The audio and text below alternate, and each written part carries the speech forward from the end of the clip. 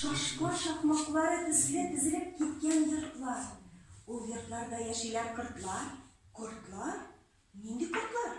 Татлыдан татлы бал җыялар. Шәмгә яраклы балавыз куялар.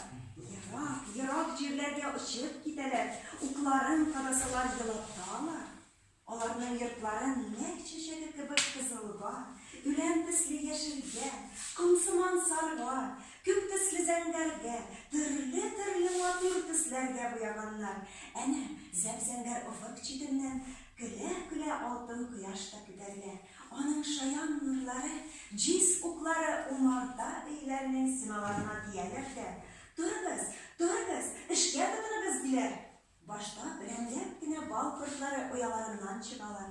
Кояш югары менеп киткәч, көтүләре белән бергәләшеп, күмәкләшеп эшкә ашыгалар. Зың, як-якка, бакчаларга, кырларга, урманнарга, болыннарга очалар. Менә бу зәңгәр ояның хуҗалары бик күп аны. Кулындагы бармакларыңны 1000 тапкыр санасаң, яки күктәге йолдызларның санын исәпләп карасаң, бәлки аларның очына чыгарсың.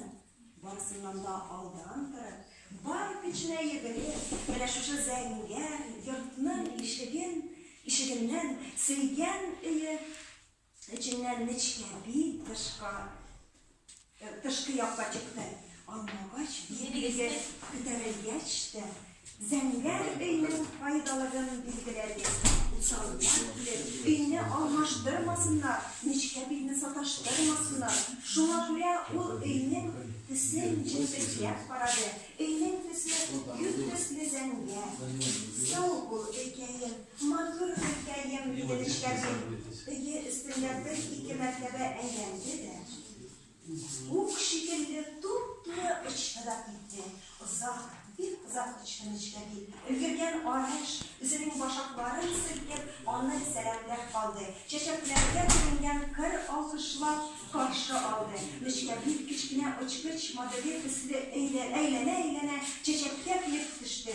Тирә-ягы тулы чәчәкләр, ап-аклар, сап-сарылар, зәп-зәңгәрләр, кып-кызыллар, йомшак кына искән җил белән селкенәләр, йөрәкне җилкендерәләр. Тирә-якка хуш ис чәчәкләр, әйтерсең ислемай сөрткәннәр. Бер чәчәктән икенчесеннән өченчесенә күчә нечкәби.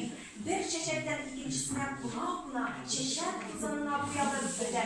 Ул кызанны бер чәчәктән алып икенчесенә калдырып китә. Шулай итеп, уңышны күтәрүдә ярдәм итә.